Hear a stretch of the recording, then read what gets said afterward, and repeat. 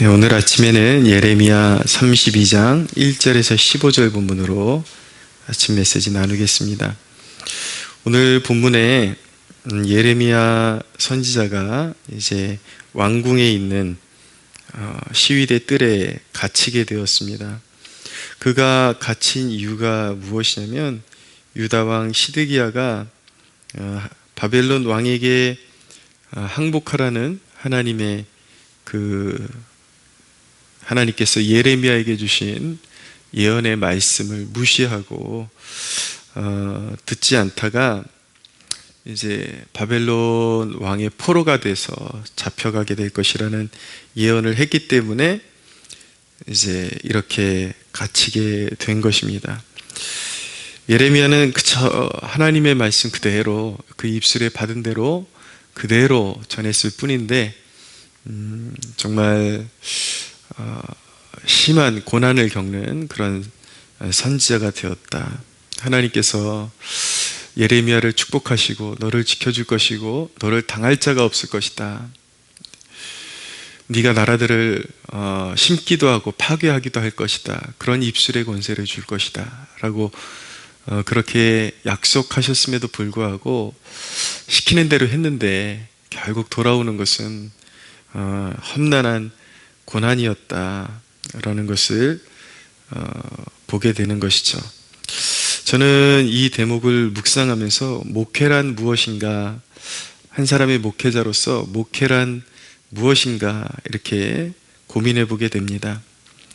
이전에 신학교 초년생 그때의 저의 열정의 뜨거움도 가짜라고 말할 수는 없어요. 왜냐하면 그 뜨거움 때문에 주를 위해서 내 한 몸 드리기로 했고 신학교를 가기로 결단했기 때문이죠. 그러나 여전히 뭔가 정제되지 못한 그런 인간적인 꿈, 그런 것들이 내 생각과 나의 기대를 가득 채우고 있었습니다. 그때도 한 영혼을 사랑했지만 그러나 그런 목회에 뛰어든 목적, 그리고 목회 초년생 때에는 어떤 목회의 가치를 그래도 목회에 뛰어들었으니까 어떤 사람 수에 그런 초점을 맞춘 그런 목회, 큰 목회하고 싶고 그런 곳에 이제 더 주안점을 맞춘 적이 있었죠. 그래서 아무래도 큰 목회하는 그런 목회자들이 더 눈에 들어오고 그들을 추종하고 싶고 그런 생각들이 가득 차 있을 때가 있었습니다. 그런데 감사한 것은 하나님께서 그런 모자란 부분들을 다 다스려 주시더라고요. 다 자기의 사명이 있고 다 남과 동일하게 되는 것은 아니다. 그리고 말씀을 읽고 몸부림치면서 깨달아가는 것은 무엇이냐면 목회라는 것은 오히려 하나님께서 붙여주신 양떼들에게 옳은 것을 가르치기 위해서 고난을 감수하는 신앙의 여정이라는 것을 이제 배우게 된 것입니다. 참 세상 돌아가는 거 보고 있으면 너무 암울하고 한 목회자의 한 사람으로서 참 고통스러운 마음을 금하지를 못하겠습니다. 왜 이리도 세상에 휩쓸리고 세상의 사상과 통하는 그리스도인들이 이리도 많은 것일까?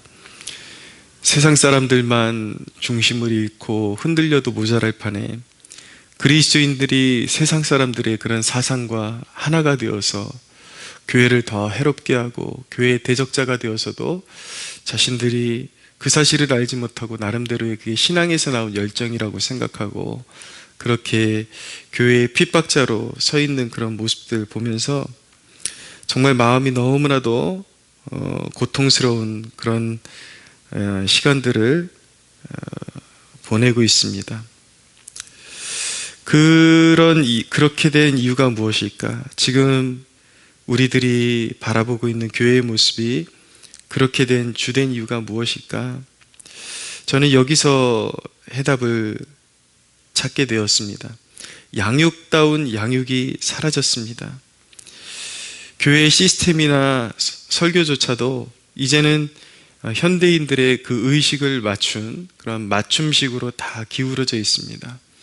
그러니까 사람들이 듣기 싫은 말하면 교회에 나오지 않을 테니까 어떻게 해서든 많은 사람을 어우를 수 있는, 그러니까 목회의 초점을 사람 수에만 맞추다 보니까 이렇게 사람들이 가급적 떨어져 나가면 안 된다라는 그런 의식 가운데 두루두루 그 수용할 수 있는 그런 이제 마인드로 목회를 하는 것이죠. 설교도 그렇게 사람 비위에 거슬리지 않는 것, 본문의 말씀을 어떻게 해서든 희석시켜서 우리가 살아가는 시대의 사람들을 이렇게 그 마음을 달랠 수 있는 쪽으로 그렇게 맞추는 것이죠.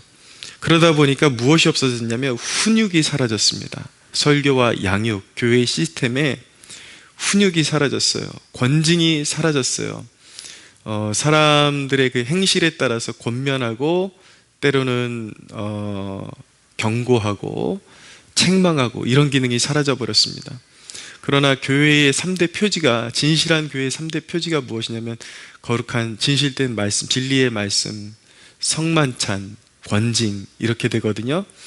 권징이 이제 세 번째 요소로 가장 교회를 갖추는 중요한 요소 중에 하나로 포함되어 있는데, 이제 권징은 먼 나라 이야기가 된 것입니다. 일단은 훈육을 받으려고 하질 않습니다. 사람들이 좀 싫은 소리 들으면 교회 안 남아있죠. 그냥 훌쩍 떠나버리고 자기가 원하는데 편한 곳에 가면 되니까. 그러니까 권징의 기능이 사라져버리죠. 그리고 교회도 이제는 목회의 초점을 어떻게 해서든 하나님의 뜻을 받드는 성도로 길러낸다라는 의식보다도 어떻게 해서든 우리 교회의 세를 자랑하는 많은 사람들을 모아놓는데 초점을 맞추기 때문에 더 이상 훈육을 하지를 않습니다. 양육 속에 그런 기능이 다 사라져 버렸어요. 그러니까 한 사람의 온전한 인격체로 사람이 자라날 수가 없는 그런 교회의 구조가 되어버린 거예요. 그러니까 사람들이 붙긴 붙는데 언제 떨어져 나갈지 모르는 나달갱이를 어떻게 해서든 붙잡아 놓으려고 하다 보니까 교회가, 성도들이 전인적인 그런 어떤 신자로서의 모습으로 갖춰질 수 없는 그런 세대가 되어버린 것입니다. 사실 이 시대에는 뼛속까지 말씀에 단련된 성도들을 찾아보기가 힘들게 된 것이죠. 그러니까 사람들의 뇌리 속에 세상과 더 가까운 존재가 되어 있을 수밖에 없는 그런 구조가 되어 있는 거예요. 저희 교회에 한 성도님이 계신데, 남자 성도분인데 참 고마운 분이 계십니다. 저희 교회 가장 어려울 때부터 나오셔가지고 자리를 지켜주고 계신데, 정말 저희 가족밖에 없는 그 시절부터 해가지고 자리를 계속 지켜주고 계신 분인데, 사업을 쫄딱 망해가지고 오셨어요. 그래서 그분이 이제 11조를 내시는데 그분의 생활이 보이는 거죠. 근데 너무 진짜 개척교회 하루하루 이렇게 연명하는 것도 어려운, 제가 보기에도 이래가지고 어떻게 사시냐 너무 참 걱정이 되고, 그래서 그분 위해서 많이 기도해 드리고, 근데 그분이 그런 좀 자기만의 간증이 있으셔가지고 하나님 앞에 그렇게 어려운 상황 가운데서도 자기가 드릴 수 있는 최선의 힘을 쏟아부어서 교회를 위해서 물질로 헌신하고 계속 그러셨어요. 그래서 처음엔 좀 걱정이 됐죠. 이분이 이런 형편이 안 되는데 이렇게 힘껏 쏟아붓는 것, 뭐든지 생기면 교회 중심으로 그렇게 이제 헌신을 하신 분이에요. 근데도 감사하게 이렇게 시간이 지나면 지날수록 눈에 띄게 확 이제 생활이 좋아지는 게 보이게 되었습니다. 그러니까 이분이 간증이 있고 감사가 있으니까 정말 그분이 사시는 형편에 비해서 버겁도록, 그리고 교회가 어렵다라는 그걸 형편을 아시니까 자기가 그냥 총대 메고 버겁도록 그렇게 물질의 헌신을 지금까지 이어서 해오고 계신 분이에요. 너무 귀하죠. 근데 이분이 너무 그런 교회에 마음 쏟아주시는 것이 너무 귀하고, 또 연륜이나 이런 것이 연세가 좀 있으시거든요. 교회에 중요한 그분의 성품이나 이런 것들이 이제 교회의 기둥 같은 이제 직분을 맡겨도 되겠다 싶어서 이제 그런 이제 그분을 좀 세워드리고 싶은 마음이 있어서 이제 기도하시라고 도전을 했는데, 이분의 가장 취약점이 무엇이냐면 기도에 취약하세요. 그래서 기도회에 이제 어느 정도 쭉 나오시다가 조금만 이제 유혹이 생기면 조금 더 이제 뭐 벌이할 수 있는 기회가 생기면 기도의 자리에서 금방 떠나버리시고 자꾸 그렇게 반복되는데, 제가 보니까 하나님이 이분을 너무 사랑하셔요. 여느 사람들과 다르게 조금만 하나님과 멀어지면 금방 이제 하나님이 이제 회초리를 드십니다. 징계를 주셔서, 또 본인이 알고 계세요. 그래서 그런 일 생길 때마다 저에게 이제 메일도 보내주시고 전화도 주시고 목사님 기도해 주십시오, 이런 어려운 일이 생겼습니다. 근데 제가 보기에는 너무 답답한 거예요. 그분 사랑하시고 기도하라고, 기도하는 사람 되라고 하나님이 그렇게 연단 주시는데도 불구하고 일이 생기면 제일 먼저 내려놓는 게 기도예요. 그래가지고 안 되겠다, 이분 기도의 사람으로 세워드려야 되는데, 그런데 이제 개척교회의 가장 난점은 무엇이냐면 한 성도에게 서운한 말을 했을 때 시험 들어서 그 사람이 이제 교회를 나가버리면, 교회에 굉장히 힘이 되었던 분인데 그렇게 나가버리면 교회가 받는 타격도 굉장히 크죠.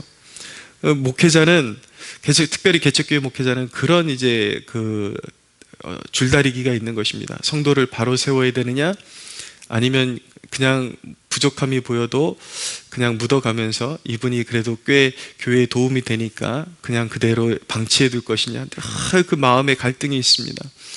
근데 이거는 도저히 제 양심에 그런 어떤 허용이 안 되는 거예요. 이분을 기도의 사람으로 세워드려야 되는데 어떻게 할까. 그래서 일단은 이분에게 영적인 훈육이 필요하다, 그런 결단을 내리고 또 그 일이 반복되길래, 그렇게 하나님이 사인을 주시는데 또 기도의 자리에서 멀어지길래 제가 한날은 마음을 작정하고 그분을 좀 모시고 불렀습니다. 불러가지고 제가 성도님을 향해서 이런 기대를 가지고 있는데 성도님 태도가 기도를 굉장히 등한시하는 것 같습니다. 그리고 오히려 물질로서 모든 것들을 다 대신할 수 있다라는 그런 태도를 가지고 있는 것 같아서 그 부분에 대해서 지적해드리고, 성도님, 제가 이렇게 말씀드린 게, 기도에 대해서 도전드린 게 벌써 몇 번인데 이제는 더 말씀드려도 이제는 성도님도 마음 어려우실 것 같고 저도 그렇게 마음이 쉽지는 않습니다. 근데 성도님에게 하나님이 기도하라고 그렇게 사인 주시는데 왜 그렇게 기도를 등한시하는지 이해할 수 없다고. 그래서 앞으로는 성도님 분명히 기도가 필요한 거는 알고 계시는데 전혀 초신자 같고 그리고 전혀 모르는 분 같으면 제가 이렇게 도전을 드리지 않지만, 분명한 하나님의 사인이 있고 또 성도님을 향한 또 교회에서 그렇게 중요한 일꾼으로 세우고자 하는 그런 마음도 있는데 기도의 자리 회복하셔야 되지 않겠냐고. 그런데 이제 제가 더 이상 기도에 대해서 성도님이 그 부분에 대해서 고치지 않으면 말씀드리지 않겠다고 했습니다. 그래서 그러나 한 가지 분명한 것은 이것만을 알고 계시라고. 하나님이 그렇게까지 기도하라고 말씀하시는데 그것을 이렇게 태도를 수정하지 않으시면 그러면은 성도님이 편한 대로 하십시오. 그리고 앞으로는 아무리 어려운 일이 생겨도 저한테 개인적으로 연락하거나 전화하지 마십시오. 그렇게 자신감 있으면 혼자 헤쳐나가십시오. 그렇게 말씀을 드렸어요. 말씀을 드렸더니 이분이 굉장히 충격을 먹으신 것 같더라고요. 그러더니 정말 그 이후로는 많이 생각하신 것 같아요. 그 이유는 오직하면 아무리 바빠도 기도회를 빠지지 않으실 뿐만 아니라 정말 성도들 앞에서 본이 되시고자 정말 허드렛 일 같은 것도 꽤 연세 드신 분이 다 솔선수범하시고 그렇게 보이지 않는 곳에서 배려해 주시고 그렇게 열심으로 교회를 섬겨주세요. 자, 여러분, 그렇게 기꺼이 목회자의 마음과 훈육을 받아주시는 그런 성도님의 모습 속에서 저는 교회의 소망을 보았습니다. 여러분, 드리고 싶은 말씀은 무엇이냐면, 여러분들도 진정 성도로서 진정으로 여러분들이 진정한 사랑을 누리는 것이 무엇인지를 고민해 보시기 바랍니다. 늘 교회에서 좋은 말 듣기만 원하고 그저 그냥 아이같이 다독거려주기만 원하고 조그만 서운한 말도 참을 수 없는 그러한 얄팍한 자존심을 가지고 살아가지는 않는지, 그래서 여러분에게 신앙에 어떤 도움이 있었습니까? 여러분 성장이 있었습니까? 여러분 만년 그냥 어린아이와 같은 조금만 서운하면 삐지고 안 알아주면 삐지고 훈육이 전혀 불가능한 그런 심령의 상태로 살아가고 있지는 않습니까? 교인들이 그런 마음의 상태로 살아가기 때문에, 신앙생활하기 때문에 한 사람의 온전한 인격체가 만들어지지를 않습니다. 교회 안에 순 쭉정이 같은 사람들만 차고 넘치는 이유가 훈육을 받지 않기 때문이에요. 그러나 조금 자존심 내려놓고 마음 상해도 그것 가지고 나한테 정말 필요한 것이 무엇인가를 고민하고 정말 그 어떤 진심 어린 목자의 그런 충고를 받아들일 때에 얼마나 귀한 하나님의 사람으로 거듭날 수 있는지를 생각해 볼 수 있게 되기를 바랍니다.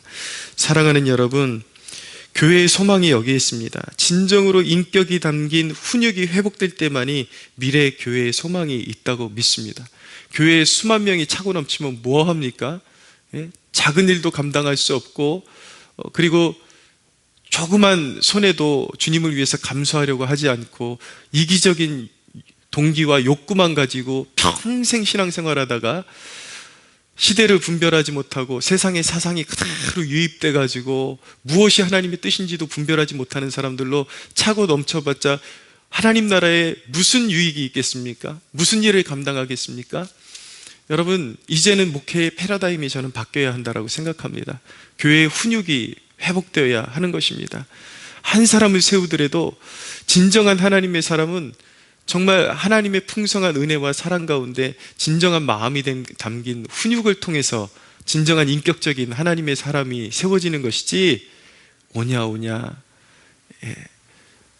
우리 자녀들도 그렇게 양육하기 때문에 아이들 영혼을 다 버려놓는 것입니다.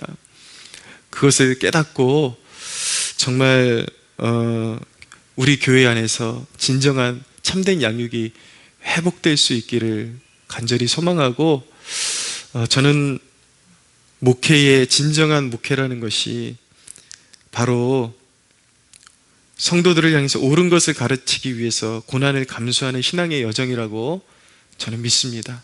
그리고 성도들도 그런 마음의 태도를 가지고 신앙생활을 해야 교회의 소망이 있습니다. 이 아침에 진정한 하나님의 사랑이 무엇인가, 진정으로 내게 필요한 사랑이 무엇인가를 고민해보는 그런 아침이 되기를 주님의 이름으로 축복합니다.